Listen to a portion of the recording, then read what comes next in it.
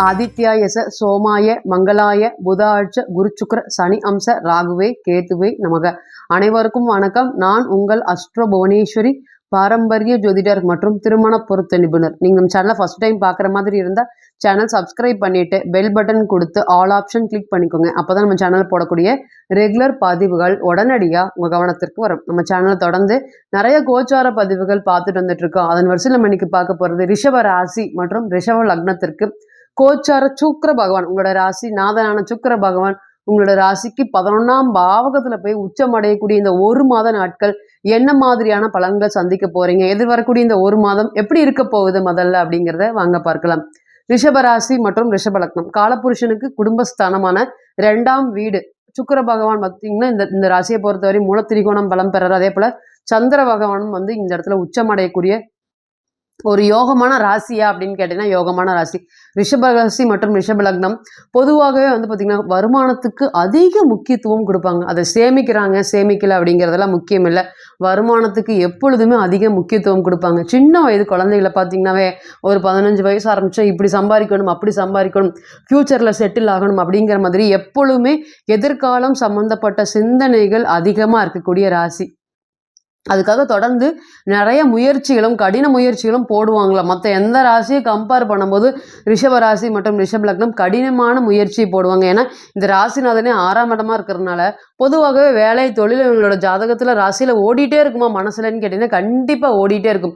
எந்த ஒரு சுச்சுவேஷன்லையுமே பார்த்திங்கன்னா வேலையா குடும்பமா அப்படின்னு கேட்டிங்கன்னா கண்டிப்பாக வேலைக்கு முக்கியத்துவம் கொடுத்துட்டு அதில் வரக்கூடிய ரெகுலர் வருமானத்தை வச்சு அதுக்கப்புறம் பார்த்திங்கன்னா நம்ம திருமணம் சம்மந்தப்பட்ட எந்த ஒரு முயற்சிகளுமே நம்மளால் சமாளிக்க முடியும். ஆனால் வேலை மட்டும்தான் வாழ்க்கையில் ஒரு பெரிய லட்சியமாகவும் அதே போல் தொழிலை பார்த்திங்கன்னா ரொம்ப கண்ணியமாகவும் எந்த ஒரு விஷயத்தையுமே பார்த்திங்கன்னா அசால்ட்டாக எடுத்துக்காம தொடர்ந்து முயற்சி பண்ணக்கூடிய ஒரு சுச்சுவேஷனில் இந்த ராசியில் இருக்குமான்னு கேட்டிங்கன்னா இருக்கும். ஏன்னு கேட்டிங்கன்னா இந்த ராசிக்கு 6ஆம் இடத்துலையே சனி பகவான் உச்சமாறார். அப்போ ராசிநாதனே 6ஆம் இடத்தோடு சம்மந்தப்பட்டது.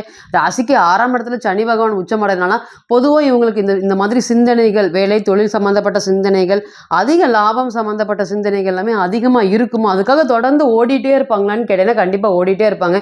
அது பணம் வந்தாலுமே சந்தோஷமாக இருப்பாங்களான்னு கேட்டிங்கன்னா கண்டிப்பாக சந்தோஷமாக இருக்க மாட்டாங்க. எந்த ஒரு விஷயத்தையுமே அமைதியாக பொறுமையாக ஹேண்டில் பண்ணுவாங்களான்னு கேட்டிங்கன்னா கண்டிப்பாக பண்ணுவாங்க.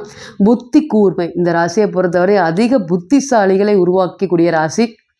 இன்னும் என்ன கேட்டிங்கன்னா எப்படி கடகத்துக்கு நம்ம தாய் அன்பு அந்த மாதிரி தாய் பாசம் அதிகம், அதே போல் ரிஷப லக்னத்துக்கும் அதில் 70% பார்த்திங்கன்னா அந்தளவுக்கு ஒரு குணங்கள் இருக்குமா அப்படின்னு கேட்டிங்கன்னா கண்டிப்பாக இருக்கும். இந்த ராசியை பொறுத்தவரையும் சந்திர பகவான் இந்த ராசிலேருந்து உச்சம் வர்றதுனால ஜாதகரோ ஜாதகையோ அவங்களுடைய அப்பா அம்மாவை பார்த்து ரொம்ப அட்டாச்மெண்ட்டாக இருப்பாங்களான்னு கேட்டிங்கன்னா கண்டிப்பாக இருப்பாங்க. அது 25 வயசாக இருந்தாலும் சரி, 30 வயசாக இருந்தாலும் சரி, 40 வயசாக இருந்தாலும் சரி, 50 வயசாக இருந்தாலும் சரி, அவங்க எவ்வளோ தவறு பண்ணாலுமே அந்த ஒரு உறவை பார்த்திங்கன்னா விட்டு கொடுப்பாங்களான்னு கேட்டிங்கன்னா விட்டு கொடுக்கவே மாட்டாங்க. எந்த ஒரு விஷயத்தையுமே இவங்களுக்கு ஆப்போசிட்டாக அகைன்ஸ்டாக அவங்க பேசினாலுமே சில சமயம் மறந்து எந்த ஒரு விஷயத்தையுமே ஏற்றுக்குவாங்களான்னு கேட்டிங்கன்னா ஏற்றி பழகக்கூடிய ஒரு ராசி அப்படின்னு கேட்டிங்கன்னா கண்டிப்பாக சகிப்புத்தன்மை அதிகமாக இருக்குமான்னு கேட்டிங்கன்னா இந்த ராசியை பொறுத்தவரை சகிப்புத்தன்மைங்கிறது சொல்ல முடியாத அளவுக்கு இருக்குமான்னு கேட்டிங்கன்னா இருக்கும். என்னதான் பார்த்திங்கன்னா இவங்க கஷ்டப்பட்டாலுமே இவங்களுடைய குடும்பத்தில் இருக்கக்கூடிய நபர்கள், மனைவியாக இருக்கட்டும் அப்பா அம்மா இருக்கட்டும், சொகுசாக இருக்கணும், சொகுசாக வாழ வைக்கணும், அதற்காக எவ்வளோ வேணாலும் பணம் செலவு பண்ணலாம் அப்படிங்கிற ஆசைகள் இவங்ககிட்ட அதிகமாக இருக்குமா. அது ஒரு குறிக்கோளாக இருக்குமான்னு கேட்டிங்கன்னா இந்த ராசியை பொறுத்தவரை குறிக்கோளாக இருக்கும். இந்த ராசியிலே பார்த்திங்கன்னா இந்த மாதிரி ஒரு நல்ல குணமுடைய நல்ல பண்புடைய ராசிக்கு 6ஆம் இடத்துல கேது பகவான் வந்தார். அப்போ பிறந்த கால ஜாதகத்தில் சனி பகவான் இருக்கக்கூடிய நபர்கள் எல்லாருமே கடினமாக பாதிப்படைஞ்சிருக்காங்களான்னு கேட்டிங்கன்னா கண்டிப்பாக கடினமாக பாதிப்படைஞ்சிருப்பாங்க. எந்த ஒரு சின்ன விஷயத்துக்குமே அழட்டிக்காத அசராத இவங்களுக்கு பார்த்திங்கன்னா இந்த 2.5 வருட காலமும் 1.5 வருட காலத்துலேருந்து 2 வருட காலமும் ரொம்ப கஷ்டமான சூழ்நிலை எல்லாமே இருந்ததா அப்படின்னு கேட்டிங்கன்னா கண்டிப்பாக இருந்திருக்கு. தொழில் சம்மந்தப்பட்ட விஷயந்தான் முதல் பாதிப்புங்க. அந்த தொழில் பார்த்திங்கன்னா ஒரு ரொட்டீன் செயின் மாதிரி அந்த கடன் வாங்கி சம்மந்தப்பட்ட விஷயங்கள் அந்த தொழிலில் போட்டிருப்பீங்க. அதனால் பார்த்திங்கன்னா யார்கிட்ட வாங்கக்கூடாதோ அவங்கக்கிட்ட எல்லாமே கடன் வாங்கி அந்த தொழிலை ஓட வச்சுருப்பீங்க. நல்லா ஓடிட்டு இருக்க சுச்சுவேஷனில் பார்த்திங்கன்னா கேது பகவான் உள்ளே வந்திருப்பார். நிச்சயமாக பார்த்திங்கன்னா அந்த தொழிலில் நிறைய கடுமையான பிரச்சனைகளை சந்திக்க வேண்டிய ஒரு சூழ்நிலையில எல்லாமே இருந்திருக்கும். அதே போல் காசு தங்காமல் கஷ்டப்பட்டிருப்பீங்க. அந்த காசு வந்துச்சு இதே மாதிரி எப்போவுமே வந்துடும்னு நாங்கள் அசால்ட்டாக இருந்தோம். திடீர்னு பார்த்திங்கன்னா இந்த மாதிரி திருப்பி போட்ட மாதிரி ஆயிடுச்சு. என்ன வந்துட்டு இருந்தோ அந்த வருமானம் அப்படியே ஸ்டாப் ஆகிற மாதிரி சுச்சுவேஷன் இருந்தது. 2வது அதுக்கு ஏற்ற மாதிரி வந்து பார்த்திங்கன்னா 6ஆம் இடத்தோட கேஸ் சம்மந்தப்பட்ட ஒரு பக்கம் தொழில் பிஸ்னஸ் அப்படின்னு அடி விழுந்துச்சுன்னா, இன்னொரு பக்கம் குடும்பம் சார்ந்த விஷயங்களுமே பாதிப்பு அடைஞ்சுதா அப்படின்னு கேட்டிங்கன்னா கண்டிப்பாக அடைஞ்சிருக்கு. ஏன்னு கேட்டிங்கன்னா 7ஆம் இடம் சம்மந்தப்படுறதுனால 6ஆம் இடத்து தசாபுத்தி உங்களுடைய பிறந்த கால ஜாதகத்தில் இருக்கும் பட்சத்தில் நிச்சயமாக அந்த திருமண உறவுகளால் கூட கடுமையாக நீங்கள் பாதிப்பு அடைஞ்சிருப்பீங்களான்னு கேட்டிங்கன்னா கண்டிப்பாக பாதிப்பு அடைஞ்சிருப்பீங்க. அதுக்கு முழுக்க முழுக்க காரணம் உங்களுடைய அம்மாவுடைய செயல்பாடுகளாக இருந்திருக்குமான்னு கேட்டிங்கன்னா கண்டிப்பாக இருந்திருக்கும். எந்த ஒரு சுச்சுவேஷன்லையுமே வந்து பார்த்திங்கன்னா அம்மா எதுவுமே பண்ண மாட்டாங்க அப்படின்னா அம்மானால வந்து பார்த்திங்கன்னா நிறைய தொழிலையும் வேலையும் பார்க்க முடியாத ஒரு சூழ்நிலை எல்லாமே ஏற்பட்டு அதனால் கடினமான மன உளைச்சல்களும் ஏற்பட்டிருக்கா அப்படின்னு கேட்டிங்கன்னா ஏற்பட்டிருக்கும். ஆனால் இன்றைக்கி வந்து இந்த சுச்சுவேஷனில் நல்லா வளர்ந்துட்டு வர சுச்சுவேஷனில் எங்களோட போதுமான பண தேவைகள் எல்லாமே பூர்த்தி பண்ணினது எங்களுடைய அம்மா தான். அவங்க நல்லா வளர்த்துனாங்க, நல்லா பாதுகாத்தாங்க எங்களே. இருந்தாலும் இன்னைக்கு திருமணம் வரும்போது தொழில் வரும்போது எனக்கு ஒரு பெரிய இடைஞ்சலாக இருக்காங்க அப்படிங்கிற சொல்கிற அளவுக்கு ஒரு சுச்சுவேஷன் இருக்குது. இருக்கிற பிரச்சனை இல்லாமல் அம்மாவாக இருக்கட்டும் அப்பாவாக இருக்கட்டும் யார்கிட்டையாவது பணம் கொடுத்து அதில் ஏமாற்றம் அடையிறது. அதனால் அவங்க வந்து பார்த்திங்கன்னா உங்ககிட்ட வந்து சொல்லி மனக்குமரலை சந்திக்கிறது, நீங்கள் இருக்கிற பிரச்சனையை விட்டுட்டு அங்கே போய் அவங்கக்கிட்ட சண்டை போடுறது, இந்த மாதிரி 1.5 வருட காலமாக ஏதாவது ஒரு சுச்சுவேஷனால் அம்மாவோடைய மனக்கசப்பு ஏற்பட்டிருக்குமான்னு கேட்டிங்கன்னா ஏற்பட்டிருக்கும். சொல்ல முடியாத அளவுக்கு மன சங்கட்டங்களும் உருவாயிருக்கும். இனி எப்படி இருக்க போகுது? ஃபஸ்ட்டு வந்து பார்த்திங்கன்னா அடுத்தது உங்களோட ராசியில் வந்து பார்த்திங்கன்னா குரு பகவானுடைய பயிற்சி ஏற்பட போகுது. இன்றைக்கி வந்து உங்களுக்கு சுக்கிர பகவானுடைய பயிற்சி 11ஆம் இடத்துல இருக்குது. முதல்ல நான் வந்து என்னோட ராசி பொறுத்தவரையும் சில சமயம் எனக்கு அதிர்ஷ்டம் இல்லைன்னு நினச்சிக்குவேங்க. நான் அந்த அளவுக்கு தான் என்னுடைய வாழ்க்கை. இதுக்கு முன்னாடி நான் அந்த மாதிரி நினச்சதில்லை. ஆனால் இந்த 1.5 வருட காலமாக ஏன் எனக்கு மட்டும் இப்படி நடக்குது? எந்த ஒரு விஷயமே என்னோட ஒன்றுமே படிக்கலைங்க, ஒன்றுமே அறிவும் அந்த அளவுக்கு இல்லை. ஆனால் அவங்க எல்லாமே வாழ்க்கையில் ஏதோ ஒரு பண்ணி வாழ்க்கையில் முயற்சி பண்ணி வெளியே வந்துடுறாங்க, மீண்டு வெளியே வந்துடுறாங்க. நான் நிறையா பேரை வாழ்க்கையில் ஏற்றி விட்ட ஏணியாக தான் இன்னும் அதே இடத்துல இருக்கிறேன். நிறைய வந்து பார்த்திங்கன்னா மற்றவங்களுக்காக செலவு பண்ணியிருக்கேன். அது மற்றவங்களுக்கே தெரியும். இன்றைக்கி என்னை பார்த்து அவங்க பயந்தா ஓடுறாங்களே தவிர, இல்லை பேசாமல் ஓடுறாங்களே தவிர, நான் பண்ணின உதவியை துளி கூட மதிக்கிறதே இல்லை.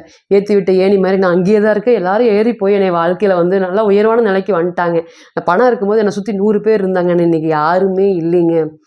நான் பணம் கொடுக்குறேன்னு சொன்னால் கூட இப்போ வர்றதுக்கு யாரும் தயாராக இல்லை. அந்த அளவுக்கு தான் ஒரு உறவு சம்மந்தப்பட்ட விஷயத்தில் நீங்கள் பாதிப்படைஞ்சிருக்கீங்க. முதல்ல வந்து உங்கள் மேலே இருக்கக்கூடிய நம்பிக்கை உங்களுக்கு வந்து பார்த்திங்கன்னா ரொம்ப போயிருக்கு. இனி வரக்கூடிய நாட்கள் எப்படி இருக்குது?